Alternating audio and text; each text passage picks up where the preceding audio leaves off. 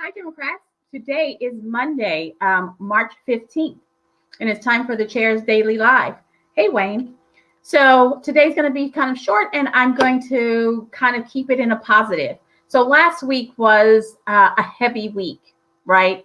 In the Oklahoma legislature, we were fighting over the 13 plus bills of abortion, and they were voting to make sure that motorists can run over protesters, and we were trying to block all manner of voting rights. This is all kinds of crazy things. And so I want to kind of stay positive and talk about national politics.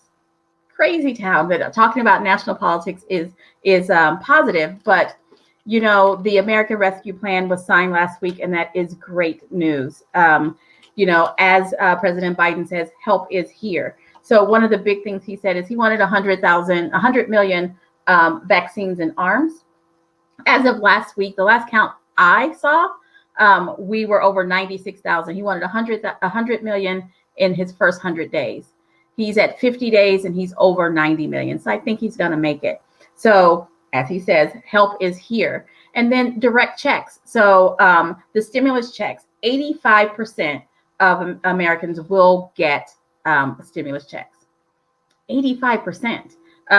That's awesome. And I know some people personally who started getting their checks on Friday and Saturday. Well, if I can believe what they said on Facebook, they were getting their checks all weekend. And so it's direct. He didn't wait and see if he could print his name on it. He didn't go through all the dramatics. He said, people need this money. People are hurting. Let's get them the checks as soon as possible. Now, that's notwithstanding the banks who shall remain nameless, who are going to play games with it. But, you know, by the weekend, a good portion of Americans will have those checks.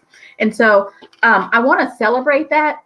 But I want to, for the folks who are watching me in Oklahoma, who, you know, that's who I'm talking to for the most part, I want to make sure that I highlight and remind you that 85% of Americans are going to get a stimulus check, and that 100 million people are going to have vaccines and arms. And that's no thanks to any of our representation.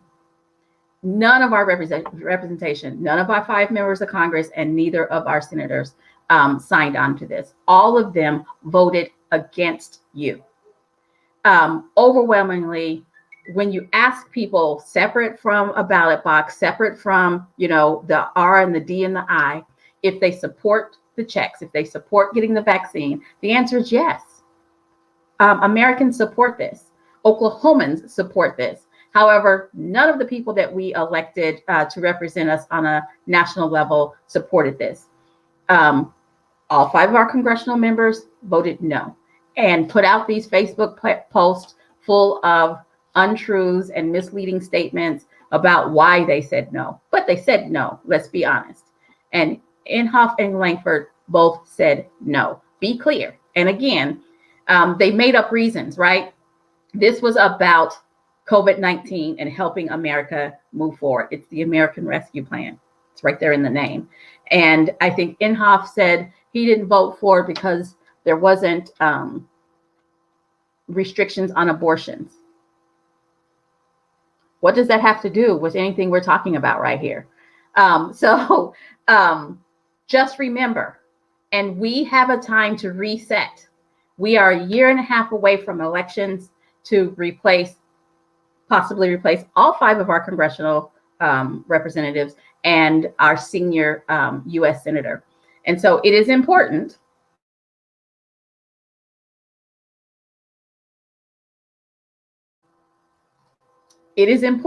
that we remember that they forgot that they were representing us when they went there, that they wanted to hang out with their buddies and be with the popular kids and not represent Oklahoma. Do not forget that. Now, back locally.